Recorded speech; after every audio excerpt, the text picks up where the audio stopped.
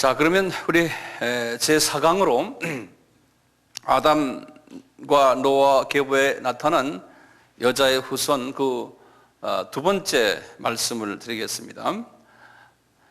성서는 항상 그 이름이 속에 하나님의 뜻이 숨겨져 있어요. 예컨대 아브라함 하면은 만민의 아버지, 이제 그런 뜻 아닙니까? 사라 하면은 만민의 어머니, 이런 식으로요. 그래서 우리 한번 요 이름 하나하나를 분석을 좀 해볼 필요 있어요. 자, 그래서 첫 번째, 아담이라는 뜻은 뭐냐면 사람이라는 소리예요. 사람 또는 man. 그게 아담이라는 뜻이에요. 아담이라는 뜻은 man. 그러면 두 번째 아들이 누구였던가요? 셋이라 그러죠. 셋. 이 셋이라는 이름은 영어로 세스 그러는데요. 임명되었다 이렇게 하세요. 근데 그렇게 임명되었다. 영어로는 appointed 그래요. appointed. 세스라는 이름은요. 이런 뜻이 거기에 누구 대신에요? 아까 아벨 대신에 임명된 대체된 아들이라는 뜻이에요. 이 셋이 하나님의 그 여자의 후손의 일을 이루기 위해서 그 아들들에게 피의 제사를 드려라 그랬지 않습니까? 그 아들을 지킨 누구 대신 임명된 거예요? 이 셋은 아벨 대신에 하나님이 임명한 아들이라는 거예요. 그래서 그 이름을 세트라 이렇게 불렀다 그랬어요. 세 번째 이름은 에노스라 그러죠. 에노스. 이 에노스라는 요 이름은요, 원어에서 이렇게 보면 아나시라는 이름이 있어요. 아나시라는 이런 히브리 말인 아나시라고요. 여기에서 파생된 말인데, 이 말은 무슨 소리냐면 치료할 수 없는 그런 뜻이에요. 치료할 수 없는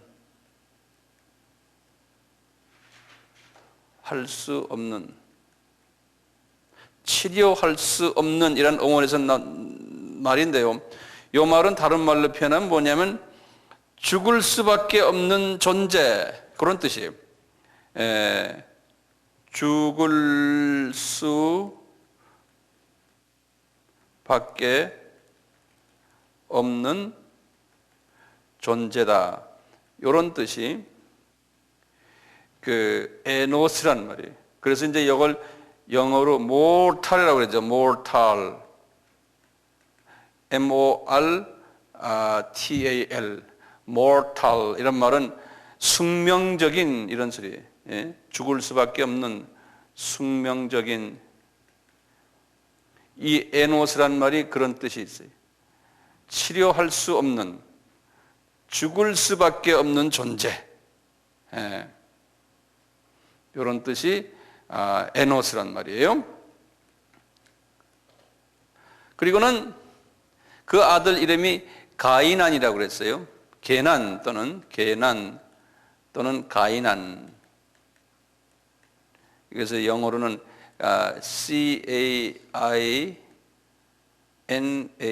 가이난, 게난.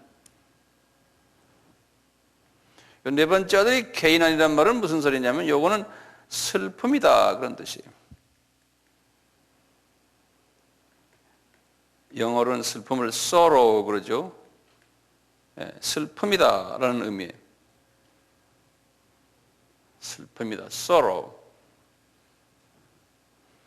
하나님이 참 이렇게 이름들을 주시면서 하나님이 다 계획이 계셨어요. 이 여자의 후손으로 이제 내려오는 그 일을 하나님이 하나 계획하시면서 아주 섬세한 부분까지, 사람 이름까지도 하나님께서 이렇게 다 계획하셔가지고 조직적으로 하셨어요. 오늘날도 마찬가지. 예수님이 이제 재림을 준비하면서 모든 역사가 말이죠. 하나님의 계획 속에서 그냥 이 거미줄이 얽혀 있는 식으로 해서 다 지금 계획하고 계세요. 우리가 이렇게 만난 것도 똑같아요. 우리가 지금 하는 사역도 마찬가지고 모든 것이 하나님의 계획 속에서 지금 움직이고 계신 거거든요. 이 하나님의 그 하시는 것을 이 창세기 5장 속에서 우리가 보면 그래요. 앞으로 이제 계속해서 우리가 이제 그걸 볼 수 있어요. 우연이 없어요. 다섯 번째 아들 이름이 뭐였던가요? 마할랄렐이에요.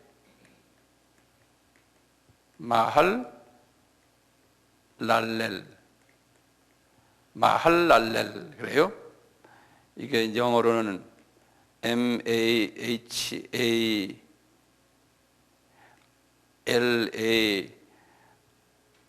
마할랄렐.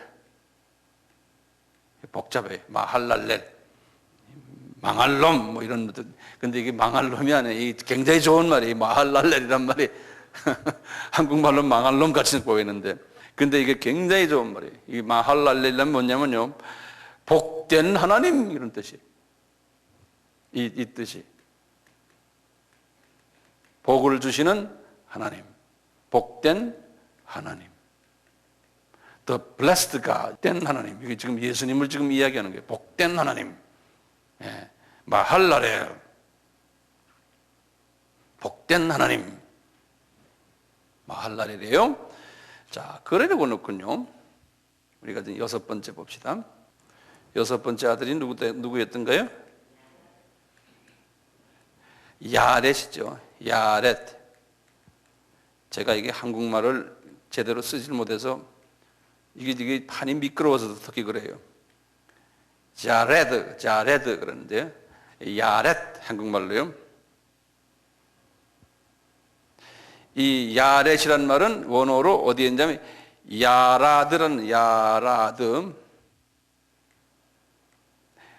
YARADH 야라드 여기에서 파생된 말인데 야라드 이 야라드란 말은 뭐냐면 내려올 것이다 이런 말이에요. 야라드란 말은 내려온다. 내려올 미래형이에요. 것이다. shall come down 그런 소리. 이 shall come down. 그 이름이 야렛이라는 말이에요. 야렛. shall come down.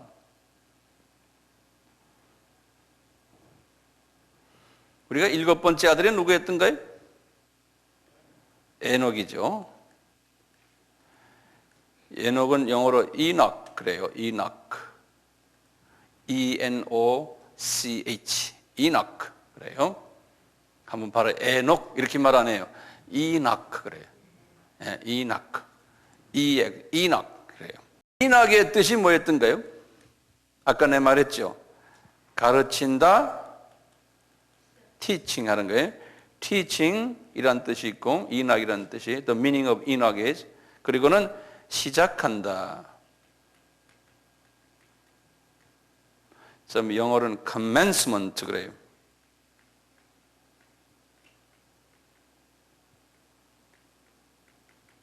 commencement 이렇게 시작한다. 요거 아까 내 말씀드렸지만 에녹이 이제 홍수를 미리 가르쳤고 홍수를 시작하게 한 사람이 에녹이. 그리고 뭘 또 가르쳤어요 우리한테? 들림받을 자들이 누구인 것을 가르친 거예요. 에녹이.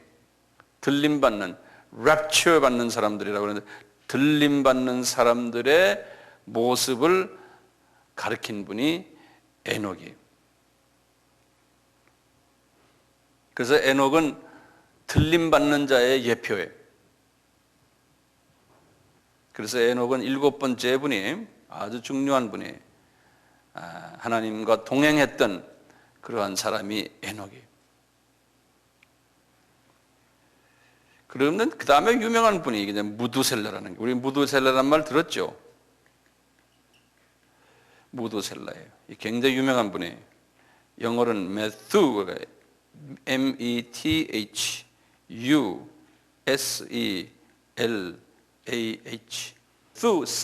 그래. 이게 복합어예요. 무두라는 말과요, 이 무두라는 말과 그 다음에 이 셀라라는 말이 두 개가 붙은 말이에요. 무두라는 말과 이 무스라는 말은, 이 무스라는 말은요, 무스라는 말은 뭔가 하면 영어로 death라 그래요. death가 뭡니까? 우리가 무스 하면 무덤이라고 생각하시면 돼요. 죽음. 이 무스란 건 죽음을 의미하는 단어예요. 그 다음에 이제 이 샬라라는 말은요, 이게 샬락이라는 말에서 나오는데, 샬락, S-H-A-L-A-C-H. 이 말은 뭐냐면 가져온다라는 말이에요. 가져온다. To bring. 영어로는 to bring. 이걸 가져온다. 이러한 말로 할 때 샬락 그래요. 샬락. 그래서 무드, 샬락, 무드, 샬라. 이게 무슨 뜻인가냐면요, 이 무드셀라란 뭐냐면 그 사람의 죽음이, 그의 죽음이 무엇을 가져온다 라는 뜻이에요. 무드셀라라는 뜻이 그 사람의 죽음이 무엇을 가져온다.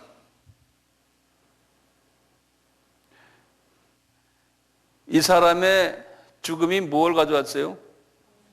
홍수를 가져왔어요. 이 사람이 홍수나는 그 해에, 홍수나는 해가 언제냐면 이 아담에서부터, 아담을 기원으로 해서, 아담을 기준으로 해서 1656년에 홍수가 났거든요. 이 무드셀라가요 1656년에 죽었어요. 그 홍수 직전에.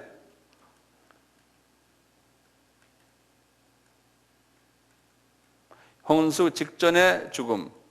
이분이 홍수 직전에 죽었어요. 그러니까 하나님이 기가 막히게 하셨어요. 그러니까 이분이 죽어야지만 홍수가 오는 거예요. 네. 그래서 이름을 무드셀라라 그런 거예요. 무드셀라라. 이분이 몇 살에 죽었어요? 969세에 죽었어요. 그래서 그 도표를 잘 보세요. 네. 그러니까 무드셀라가 누구의 아들이에요? 에녹의 아들이에요. 에녹이 그 아버지는 이미 홍수를 모면에서 들림받았고, 그리고 분명히 에녹이 자기 아들에게 말했을 거예요. 네가 살아있는 한은 홍수가 안 날 거다. 응? 그래서 네 이름을 하나님이 무드셀라라고 지었다는 거예요.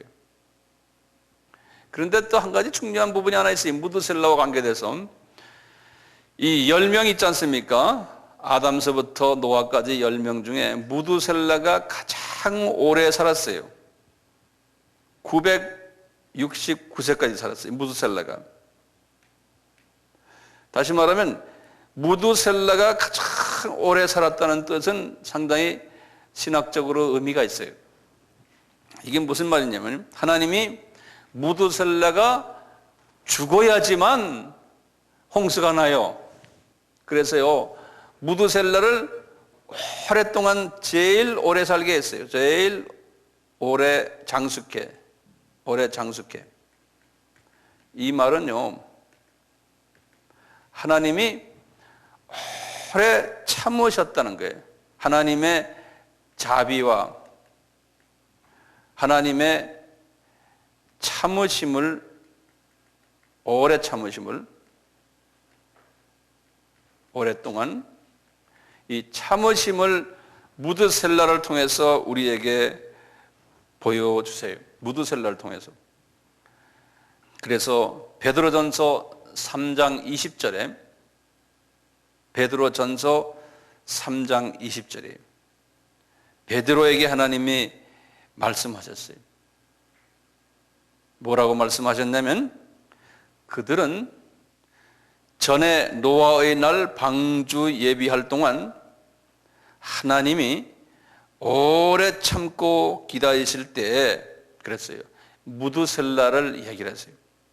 순종치 아니하던 자들이라 방주에서 물로 말미암아 구원을 얻은 자가 몇 명뿐이니 겨우 8명이다. 이렇게 말씀하신 것이 하나님이 베드로에게 가르쳐 줬어요. 무드셀라를 통해서 하나님이 오래 참으셨다는 것을 예표로 보내주셨어요. 하나님의 그 성품을 무드셀라를 통해서 보여줬어요. 그러니까 무드셀라는 예수 그리스도의 그 오래 참으심을 보여주는 하나의 대표적인 사람의 이름이 무드셀라라고 해요. 무드셀라. 네. 이 무드셀라가 또 아들을 낳았죠. 누구 이름이 뭡니까? 라멕이죠. 9번째 라멕을 낳았어요. 이 라멕을 낳았는데요. 이 라멕이란 말은 이 영어로 어떻게 되어 있냐면 이게 이제 다 나중에 영어화되는데요. 라멘테이션 하면 뭔지 아세요? 우리 애가 무슨 애가죠?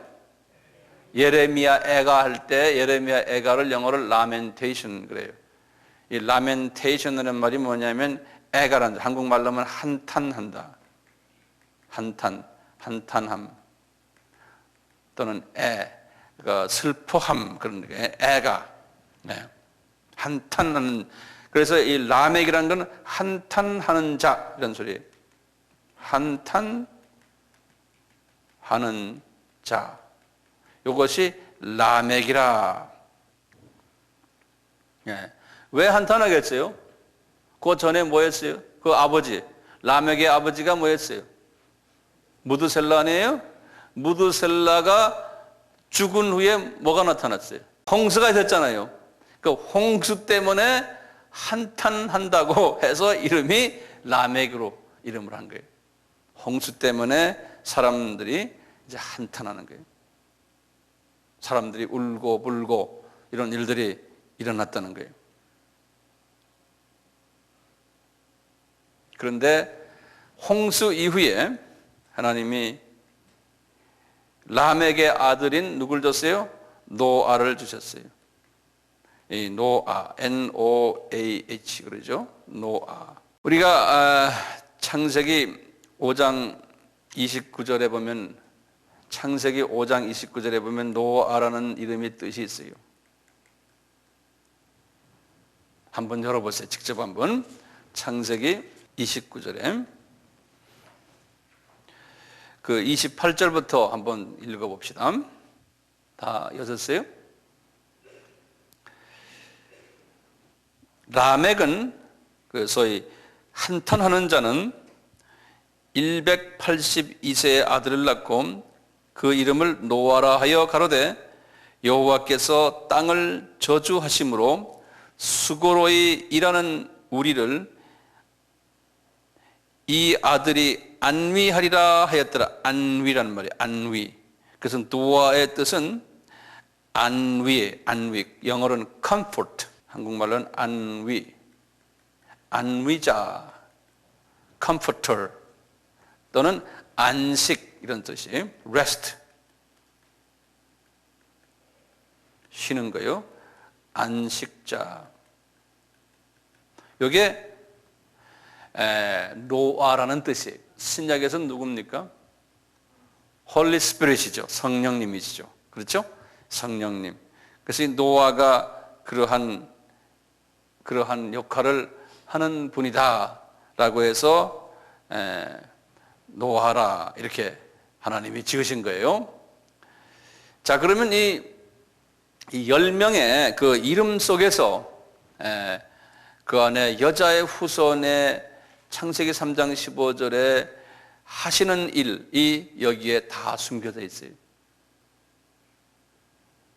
다시 한번 제가 그 10명의 이름을 한번 순서대로 말씀드릴게요. 아담은 뭐라고 그랬던가요? 사람이다 그랬어요. 그 다음에 아담의 아들 셋은 임명되었다 이렇게 됐고요. 그 다음에 에노스는 죽을 수밖에 없는 존재다 이런 말이라고 그랬어요.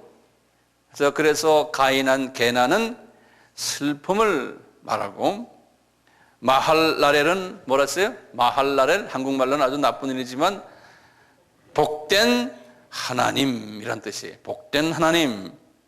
여섯 번째 마할랄의 아들 야렛은 내려올 것이다 그런 뜻이요.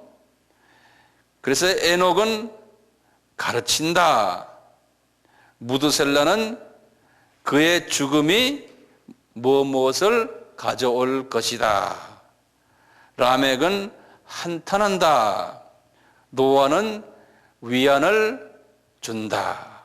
위안 가져다 줄 것이다. 이런 말이에요. 그래서 이 10개의 이름을 우리가 이렇게 종합해가지고 문장을 만들면은 이런 문장이 돼요. 그 문장을 한번 적어보세요. 제가 여기다 적을게요. 이제 사람은 죽을 수밖에 없으며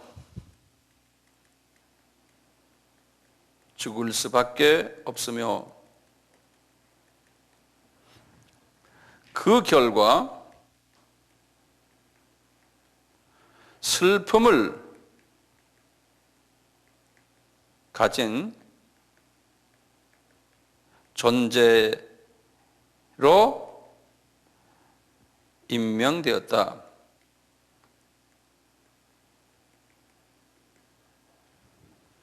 그러나 복된 하나님이 내려오실 것이며 그의 죽음은 사람들의 한탄과 슬픔을 위안으로 가져다 줄 것이다.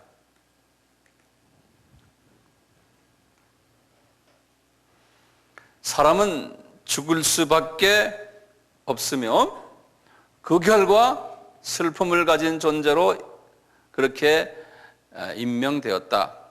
복된 하나님이 내려오실 것이며 그의 죽음은 사람들의 한탄과 슬픔을 위안으로 가져다 줄 것이다. 이게 누구 이야기예요? 이게 여자의 후손의 이야기예요. 이게 여자의 후손의 이야기예요. 이 창세기 3장 15절에 여자의 후손이 인간으로 내려와서 이런 인간의 원죄를 해결해 주실 것을 이 아담에서부터 시작하여 노아의 계보 속에서 하나님이 이것을 우리에게 예시를 해주고 있는 거예요. 응? 그러니까 창세기 5장의 그 계보는 그게 우연히 있는 계보가 아니에요. 그리고 거기에 나오는 모든 이름들은 우연히 된 이름들이 아니에요. 다 하나님의 아주 절대적인 계획 속에서 이루어진 거예요. 하나님의 절대적인 계획 속에서. 그러니까 하나님은 성육신하신 그 아들 예수, 그분은 인간 역사의 주인이 되시는 거예요. 그래서 우리 가끔 내가 말씀드리지만 영어로 히스토리 하는 건 뭐라고 그랬어요? 누구의 스토리라고요? His story. His가 누굽니까? 예수님의 스토리. 근데 구약의 이스라엘 사람들은 이 예수 그리스도를 보지를 못했어요.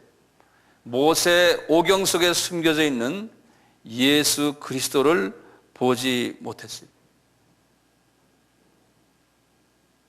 이 모세 오경 속에 들어있는 그 모든 스토리가 말이죠, 전부 다가 누구에 관한 이야기라고 그랬어요? 성경에 예수님이? 예? 누구라고 그랬어요? 예수님이 하신 말씀 한번 보실래요? 예수님이 하신 말씀 뭐 여러 군데 있지만요, 제가 이제 누가복음의 마지막 부분을 24장 예수님이 부활하시고 하신 말씀을 좀 봐요. 예수님이 부활하시고는 누가복음 24장 27절에 누가복음 24장 27절 하신 말씀을 봐요. 한번 우리 같이 한번 읽어봐요. 이에 모세와 및 모든 선지자의 글로 시작하여 모든 성경에 쓴 바 자기에 관한 것을 자세히 설명하니라. 그러니까 이게 지금 모세 하면은 모세 오경이죠. 그렇죠? 모세 오경과 모든 선지자의 글이면 몇 개가 있습니까? 구약의 선지자의 글이 몇 개가 있습니까? 몇 권이에요? 더 되죠? 12권 더 되죠? 네? 17이죠. 그래서 17개의 선지서가 있죠. 이 17개면 5개는 대선지서라고 그러고요. 그 다음에 12개는 소선지서 그런다고요. 왜 대선지서라고 그럴까요? 그거는 내용이 더 중요하기 때문에 이야기하는 게 아니에요. 책의 두께예요. 책의 두께예요. 그러니까 두꺼운 책이 5권이 있다는 거예요. 그리고 나머지는 짧은 책들이라는 거예요. 그것을 소선지서, 영어로는 minor prophets 그랬어요. 그리고 major prophets 이렇게 나눴어요. 성경을 여셔서 그 선지서를 잠깐만 보는데 어디를 보시냐면 목차를 한번 보세요. 구약의 목차.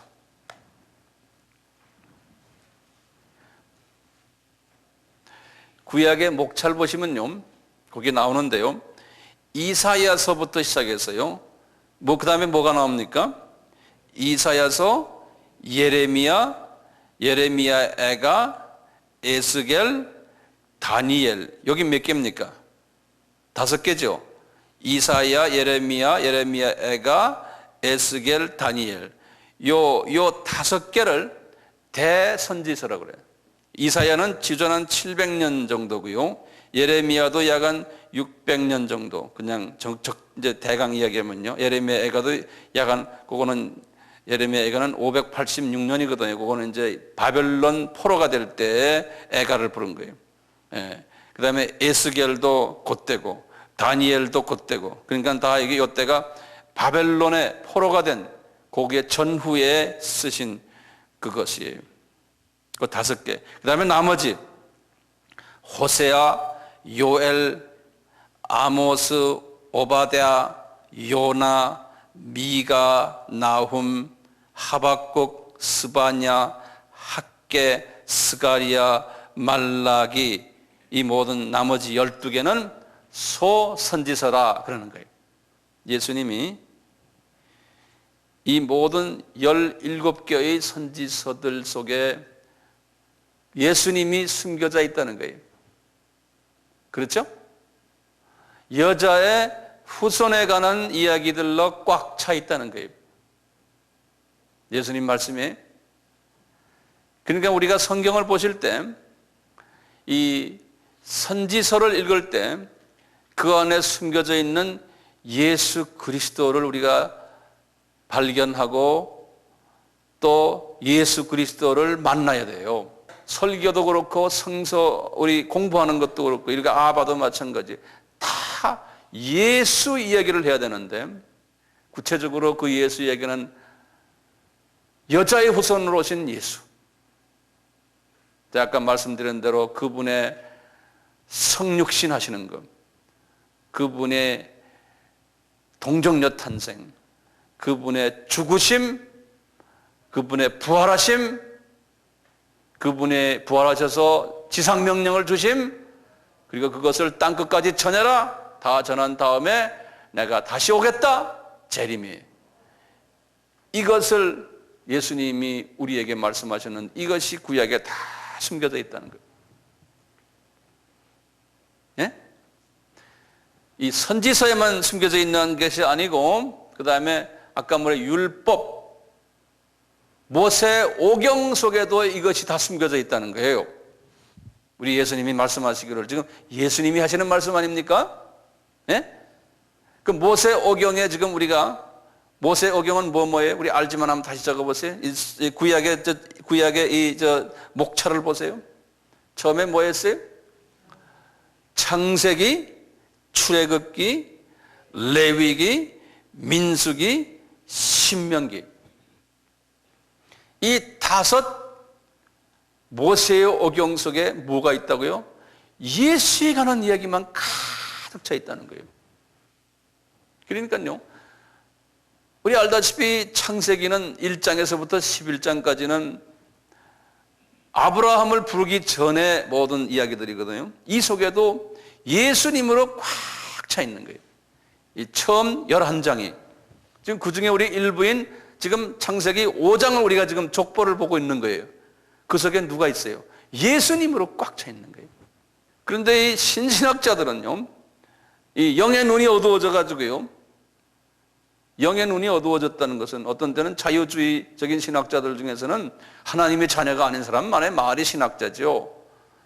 예수님의 그 신성을 부인하고 그분의 부활도 부인하고 하는 사람들이에요. 종교 다원주의를 믿는 사람들이. 이런 사람들은 눈이 어두워져 가지고요, 창세기 1장서부터 11장까지 그 사건을요, 하나의 신비로운 이야기다라고만 보는 거예요. 그래서 myth라고 그래요. 영어로는요, myth, M-Y-T-H. 그러니까 신비한 myth란 거는 뭐죠? 신비. 예. 우리가 이해 못하는 하나의 상징적인 스토리다. 이것은 실제가 아니다라고 하면, 그러니까 역사성이 없다라고 보는 거예요. 영의 눈이 어두워지면 그렇게 보여요. 그 안에 숨겨져 있는 예수님을 보지를 못하는 거예요. 그리고는 이분들이 그래요. 12장부터가 이제 아브라함의 이야기거든요. 이스라엘의 역사가 시작하는 게 창세기 12장부터예요. 창세기 12장부터가 실제로 역사 속에서 일어나는 하나의 이야기다. 실제적인 이야기다라고 보는 거예요. 그러니까 처음 11장까지는 그거는 의미가 없다 별로. 그런데 실은 처음 11장 속에 엄청난 하나님의 비밀이 숨겨져 있어요. 제가 이제 우리 아바를 통해서 이 처음 11장 부분을 집중적으로 내가 좀 다루고 싶어요. 그 안에 숨겨져 있는 예수님을 좀 볼 필요가 있겠죠? 네. 이 창세기가 예수에 관한 이야기거든요. 그 다음에 이제 우리 말하는 출애굽기는 이스라엘 사람들의 역사 아닙니까? 이 사람들이 이제 출애굽을 해가지고 40년 동안 광야 생활하는 이야기들이거든요. 그 속에 보면은 하나같이 다 예수에 관한 이야기가 잔뜩 숨겨져 있어요. 이 크리스찬들의 삶의 모습이 그 안에 다 숨겨져 있고요. 레위기는 알다시피 뭡니까? 레위기의 제사의 방법, 동물 잡는 이야기, 제사장들 옷 입는 이야기, 음식 이야기, 전부 예수에 관한 이야기라는, 예수에 관한 레위기가요. 예. 예수님의 그 어린 양의 모습으로 오시는 그 예수님, 제사장의 모습으로 오시는 그 예수님, 그 예수님의 모습이 거기에 다 숨겨져 있거든요. 민수기도 마찬가지거든요. 이스라엘 사람들의 민수기는 첫 세대가 다 거기서 죽고 40년 동안 광야에서요, 이제 광야에서 태어난 사람들을 다시 우리가 숫자를 세가지고 광야에서 태어난 사람들이 사는 모습, 그 속에서 다 예수님의 구원의 모습들이 거기 다 숨겨져 있어요. 그래서 민수기도 다 그래요. 그리고는 나중에 신명기, 하나님이 새롭게 명령을 내리시는 게 광야에서요. 그 신명기의 모든 내용들 보면 전부 예수님에 관한 이야기. 그러니까 이 성서는요, 모세 오경도 전부 예수님에 관한 이야기. 그리고 우리 알다시피 여호수아서부터 쭉 밑으로 이제 에스더까지 구약에 나오는 그 모든 이야기는 누구에 관한 이야기예요? 그게 여호수아서부터 에스더까지가 이스라엘의 역사를 이야기하거든요. 역사의 이야기들이에요. 이스라엘의 역사요. 그 이스라엘의 역사는 하나같이 전부 다가 예수에 관한 이야기로 점철되어 있어요. 그 이스라엘 사람들이 열심히 지금 출애굽해가지고 40년 동안 광야 생활하고 이제 여호수아서는 이제 가나안 땅에 들어가는 장면이거든요. 이때부터 시작해서 모든 이스라엘 사람들의 그 역사가요, 전부 예수에 관한 이야기. 그리고 시편들이요. 다시 말하면 욥기부터 시작해서 시편, 잠언, 전도서, 아가서 요 5개. 이것은 시가서라 그러지 않습니까? 이 시가서도 예수에 관한 이야기들이 전부가 다요. 그래서 이 구약을 보면요, 구약이 4부분으로 되어 있어요. 구약이 4부분으로 되어 있어요.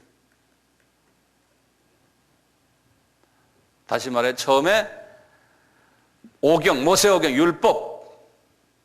두 번째, 처음에 율법, 모세오경. 두 번째, 이스라엘의 역사. 세 번째, 시가. 그 다음에 4번째, 예언서예요. 율법, 역사서, 시가서, 예언서. 이 4부분으로 크게 나눠되어 있거든요. 구약은 몇 장으로 되어 있습니까? 39장으로 되어 있죠. 39권이었죠. 신약은요, 39, 27, 27권으로 되어 있죠. 그래서 이 구약의 모든 이 내용은 전부 다가 예수에 관한 이야기라는 거예요. 오실 예수에 관한 이야기라는 거예요. 네? 그런데 왜 4권으로 되어 있죠? 4부분으로 되어 있나? 이 4라는 숫자는요, 이 4라는 숫자는 뭐였어요? 훈련을 통해서, 적으세요. 이 숫자 4는 훈련을 통해서, 연습을 통해서, 아픔을 통해서 오실 예수를 준비하는 것이 4예요. 4. 그래서 이제 성경에는 이 숫자 4가 엄청나게 많아요. 어떤 큰 일을 위해서 준비할 때 4라는 숫자를 하나님이 쓰세요. 한번 우리가 참고로 4라는 숫자를 한번 적어보세요. 구약에서요, 하나님이 노아의 방주 사건, 노아의 홍수가 며칠이었습니까? 40일이에요. 왜요? 이 홍수의 40일, 이걸 통해서 예수 그리스도를 통해서 구원받는 이야기를 그렇게 보여주신 거예요. 이 40일 훈련이. 그리고는 이스라엘 사람들이 애굽에 내려가서 400년 노예 생활, 그것도 하나님의 자녀들이 구원받는 사건을 보여주는 장면이. 그래서 400년이, 또 그 400년 끝난 후에 광야에서 40년 생활했죠. 4라는 숫자예요. 왜냐하면 구원받은 하나님의 자녀들이 훈련받는 기간이, 가나안 땅 들어가기 전까지 훈련받는 기간이 40년이에요. 4라는 숫자예요. 또 하나님께서요, 다윗을 통해서도, 다윗이 40년 동안 다윗이 왕권을 가졌어요. 왕노릇을 40년을 했어요. 다윗은 예수 그리스도의 예표예요.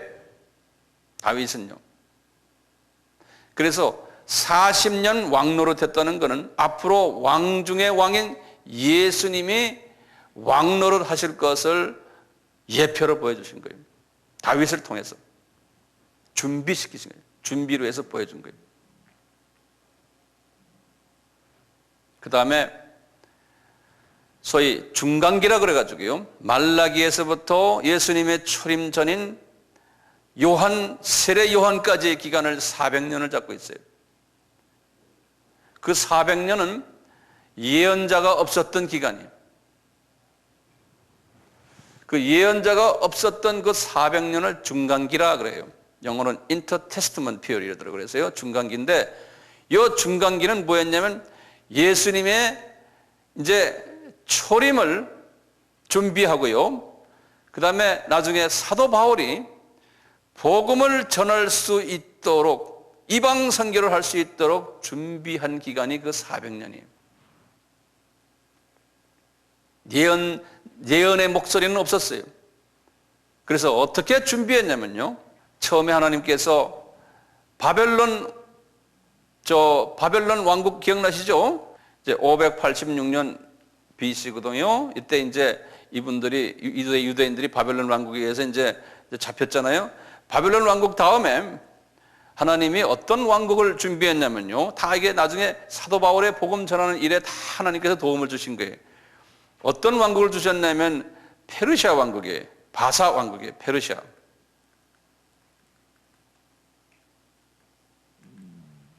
페르시아 왕국이요.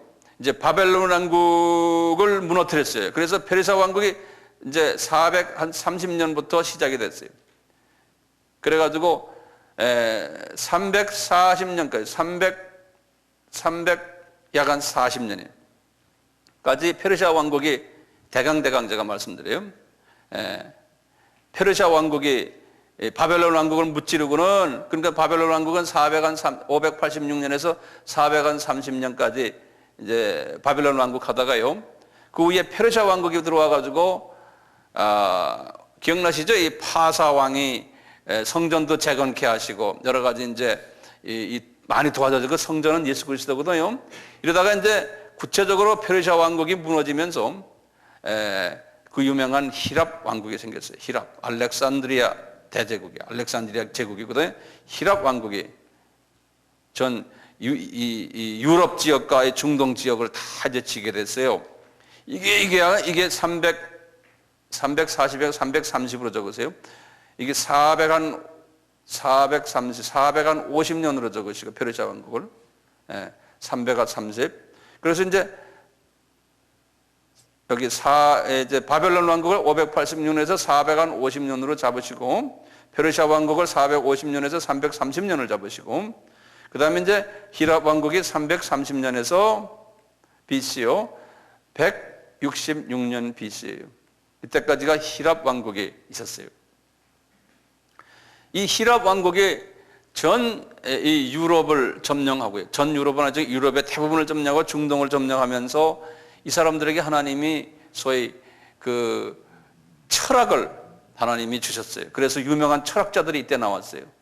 누굽니까? 아리스토텔레스, 플라토, 또 소크라테스. 아리스토텔레스, 플라토, 소크라테스. 그 다음에 수학자들도 피타고라스. 이런 유명한 분들이 이때 다 나타났어요. 그래가지고 이분들이 머리가 갑자기 그냥 특수한 머리로 지혜가 생긴 사람들이 됐어요. 그게 왜 그러냐면 나중에 복음 전하는 데 쓰기 위해서 하나님이 그래 놨어요. 그래서 이들분들의 그 철학 사상과 물리니 수학이니 이런 모든 사상이 전 유럽으로 이 히랍 왕국으로 퍼졌어요. 퍼지게 한 다음에 그 다음에 또 이분들에게 말이죠. 언어, 히랍 말이에요. 히랍 언어를 하나님이 특별히 발전시켜 가지고요. 그 언어가 상당히 정교한 언어가 됐어요. 그러니까 철학 사상이 아주 대단하게 있는 데다가 언어도 아주 발전시켜 놨어요. 그래서 그리스 언어는 아주 그 당시에 전 그 지역을 점령했던 언어예요. 왜냐하면 그 언어가 정교하기 때문에 나중에 바울이 또는 로마 이제 제국이 그 다음에 로마 제국인데 로마 제국이 그 언어를 다 썼어요. 왜냐하면 그 언어가 정교한 언어이기 때문에 하나님의 그 깊은 메시지를 그 언어를 가지고 담았어요. 이 문화가 적급 낮은 문화들은 언어가 발달 안 됐기 때문에요. 지금도 성서 우리가 번역을 할 때 참 문제가 뭐냐. 하나님의 그 오묘한 진리의 말씀을 담을 수가 없어요. 언어가요. 우리나라 말도 담지 못해. 자세한 것들은요. 영어가 훨씬 낫죠. 중국말이 훨씬 언어를 담는데 좋죠. 우리나라 말도 이게 아주 깊은 말이 아니거든요. 특히 이제 다른 우리 지금 미얀마 섬기정 미얀마도 마찬가지예요. 그 말이요. 정교하지 않기 때문에 성서의 말을 저걸 다 담지 못해요. 그러니까 우리 선교지에 가면요. 성경들 번역한 성경들 보면은 이 깊은 이야기를 못해요. 해줘도 그걸 이해가 안 돼. 담겨지지 않기 때문에. 그래서 하나님이 히랍 왕국을 통해 가지고 이런 일들을 하나님이 준비를 했어요. 몇백 년 동안에 지금 제가 지금 400년 이야기하는 겁니다. 그리고는 하나님께서 소위 로마 왕국이 일어났어요. 예. 이 로마 왕국이 일어나기 직전에 이스라엘은 어떻게 됐냐면 아주 이스라엘이요. 여기 좀 적어 놓으세요. 이스라엘 독립에 이스라엘이 역사 속에서요. 아브라함부터 제가 역사 속에서 독립한 때가 요때예요. 언젠가 하면 166년 주전에서요. 63년 주전까지. 요 기간 동안 이스라엘이 외부의 침략을 받지 않았던 때예요. 이스라엘 역사 속에서 아브라함부터 지금부터 4,000년 동안의 이스라엘 역사 속에서. 그리고 요걸 하스모니안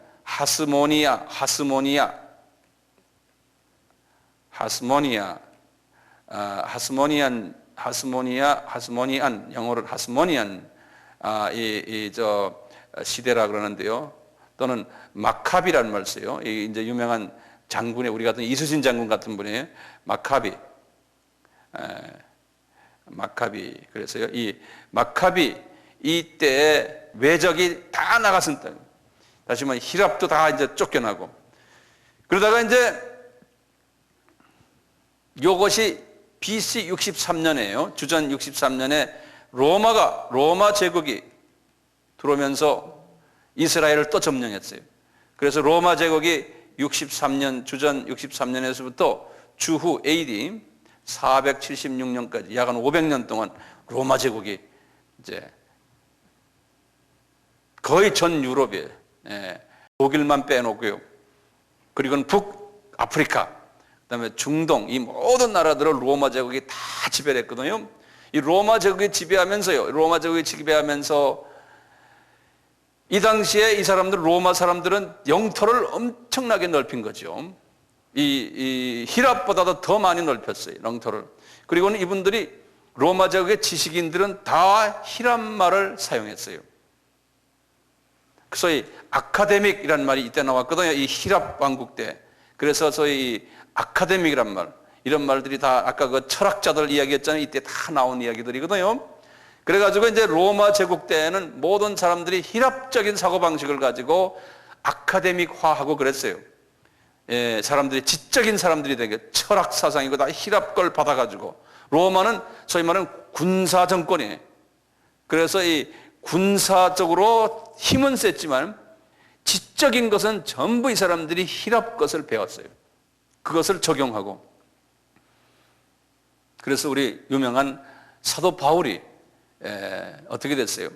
이 로마 제국의 시민이었지 않습니까? 이분이. 그러니까 이분이 시민이었기 때문에 하나님이 다 준비시켜 놨거든요.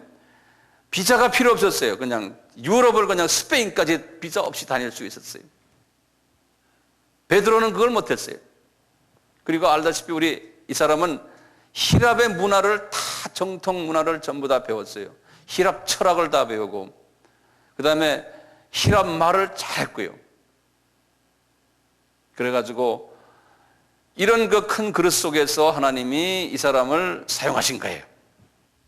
그래서 이분이 하나님의 메시지를 성경 신약이 39, 27, 27권 중에 13권을 이분이 썼잖아요. 어떤 분은 14권을 썼다 그러죠.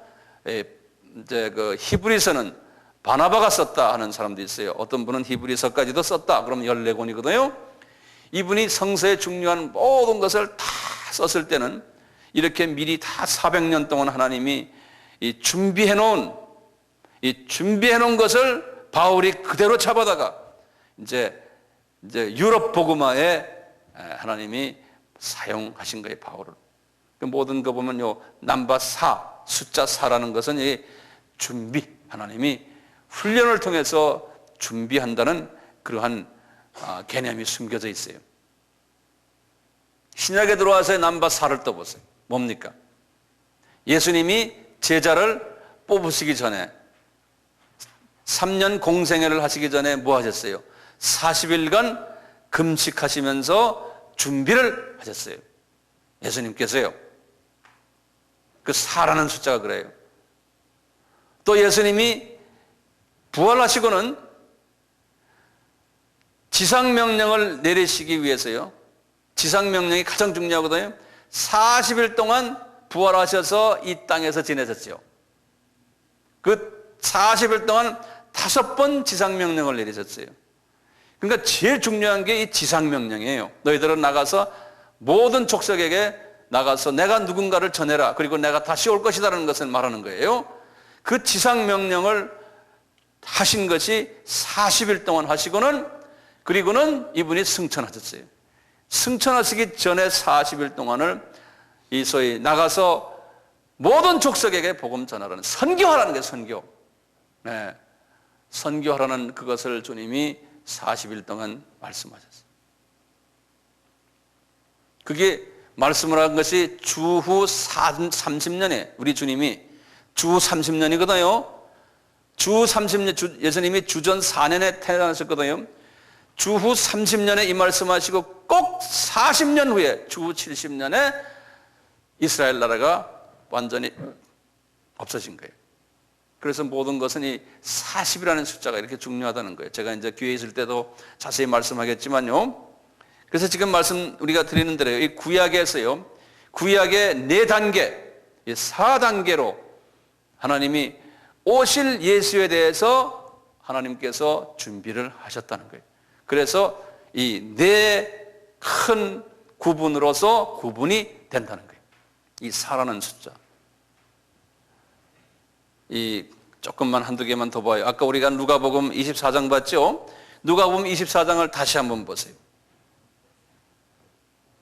24장 44절을 보세요. 누가복음 24장 44절에 아까 27절을 봤어요. 44절에 예수님이 또 다시 제자들에게 하시는 말씀이에요. 또 이르시되 내가 너희와 함께 있을 때 너희에게 말한 바 곧 모세의 율법과 선지자의 글과 시편에 나를 가르쳐 기록된 모든 것이 이루어져야 하리라 한 말이 이것이니라. 그러니까 예수님께서 이야기하신 제자들에게 구약에서 나오는 이 모든 선지자의 글과 모세의 글과 시편과 이 모든 것이 다 나에 관해서 이야기했는데 이것이 이루어져야 된다는 거예요. 그러니까 분명히 뭐냐면 이분이 지금 부활하신 후에 제자들에게 말하는 거거든요. 봐라, 구약에서 내가 죽었다가 살아날 것을 다 말했는데 이것이 이루어져야 된다는 거예요. 그래서 지금 내가 이렇게 부활해서 너희들 앞에 나타났다는 거예요. 그러니까 다 구약에 말했다는 거예요. 나에 관해서. 그러니까 구약 전체는 누구에 관한 이야기예요? 예수님에 관한 이야기라는 거예요. 구약 전체는요. 우리 예수님이 요한복음 5장 39절에서 또 말씀하셨잖아요. 직접 하시는 말씀이에요. 요한복음 5장 39절이에요. 예수님이 말씀하시기를 너희가 성경에서, 성경은 구약이에요. 그 당시에는 이분들에겐 구약밖에 없었으니까요. 너희가 구약에서 영생을 얻는 줄 생각하고 성경을 읽지 않느냐? 유대인들에게 말하는 거예요. 너희들 성경이 있지 않느냐? 그런데 유대인들이 그 성경을 그냥 스토리로만 계속 읽는 거예요. 그런데 너희들, 주님이 그러는 거예요. 너희들 그 구약을 한번 상고해봐라. 그러는 거예요. 이 상고를 한국말은 상고라고 그러는데요. 영어로는 그래서 you search, 그래서 search라는 말은 뭡니까? 우리 searchlight이라고 그러죠. 예? 이 밝은 빛 가지고 막 비치는 거 있죠. 그러면서 이거 search한다 그러죠. 예. 그 말이에요. You search the scripture. 구약을 한번 searchlight으로 한번 search해봐라. 그러니까 영의 눈을 바짝 뜨고는 한번 구약을 들여다보라는 거예요. 그 구약은 곧 내게 대해서 증거하는 거예요. 예수님이 말씀 나에 관한 이야기다 전부가 구약을. 그러니까 구약 전체가 다 예수에 관한 이야기라는 거예요. 신약은요. 첫째 사복음서예요. 두 번째는 뭐예요? 사도행전이에요. 사도행전이에요. 그 다음에 사도행전 그다음부터 로마서죠. 이 로마서부터 유다서예요. 이게 한 섹션이에요. 한 그룹이에요. 그 다음에 네 번째가 계시록이에요. 이렇게 넷으로 되어 있어요.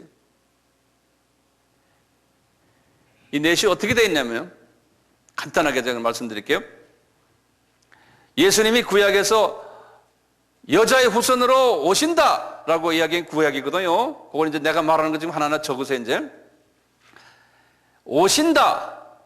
그 오신다 하는 그분이 오셔서 오신 이야기와, 지금 사복음서 이야기예요. 사복음서는 오신 이야기와, 오셨다는 이야기와, 오셔가지고 그분이 실제로 내가 왔다라고 말한 이야기가 다 그 이야기의 사복음서예요. 예? 그리고 이분이 3년 동안 공생애를 하시면서 제자들 뽑아가지고 내가 이렇게 왔다. 그리고는 내가 누구다 라는 걸 이야기하는 거예요. 내가 하나님의 아들이다.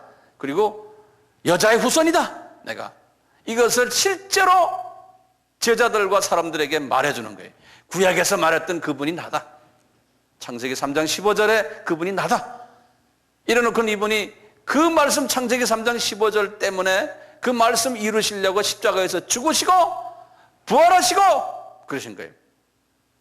그리고는 이분이 뭐라고 그러신가 하면, 얘들아 내가 이렇게 왔으니 이제는 땅끝까지 나가서 내가 누군 걸 전해라. 그게 지상명령이에요. 그렇죠? 여기 사복음서예요. 여기 사복음서예요. 그 다음에 사도행전은 뭡니까? 전해라 하는 그 말씀을 붙잡고 나가서 열심히 전한 이야기가 사도행전이에요. 그런데요, 자기 민족에게만 전한 사람들이 아니었어요. 타 민족에게 나가 전했어요. 그게 사도 바울 아닙니까? 예수님이 그렇게 하라고 그랬거든요. 그러니까 선교를 하라는 거예요. 지금도 사도행전이 계속이에요. 지금도요. 사도행전은 28장까지 있지만 지금 사도행전 29장은 과거 2000년 동안 계속 되는 거예요. 오늘날도 사도행전이 계속이에요. 그 다음에 로마서부터 유다서까지는 뭐냐면 이 예수에 관한 모든 모습들, 예수에 관한 이야기들, 이것을 신학적으로 체계화한 이야기가 편지 형식으로 한 것이 이 소위 신학개론이라고 그럴까요? 신학 하나의 그 조직적인 그 신학을 이야기한 것이 편지예요. 주로 이제 사도 바울을 통해서 또는 딴 분 요한이나 베드로나 딴 분을 통해서 신학을 정론한 것이 이 편지들이에요. 편지 형식으로. 그리고는 예수님이 하시는 말씀이 내가 다시 온다. 예수님의 재림을 이야기한 것이 계시록이에요. 그래서 언제 다시 오느냐? 이방인이 다 숫자가 차면은 내가 다시 올 거마. 그래서 예수님이 지상명령을 내리셨을 때요, 지상명령을 예수님이 그 당시에만 내리신 게 아니에요. 창세기 3장 15절부터 시작을 했어요. 이미 이방인들이 복음을 받을 것을 쫙 설명했어요. 구약 전체가요. 그것을 제가 이제 이번에 여러분들에게 하나하나 다 설명해 줄 거예요. 이 선교는 구약에서부터 창세기 3장 15절부터 시작된다는 것을 쫙 설명해 줄 거예요. 그러니까 신약도 4개로 되어 있다는 거예요. 네? 예수님의 재림 전까지 이 준비가 또 4개의 섹션으로 준비를 시켜놨다는 거예요. 오늘은 그래서 서론적인 측면에서 이 여자의 후손과 관계되는 창세기 5장에 숨겨져 있는 예수 그리스도, 우리를 잠깐 들여다보고 구약에 나오는 모든 스토리들이 전부 다가 예수에 관한 이야기다라는 것을 우리 한번 잠깐 섭렵해 봤어요.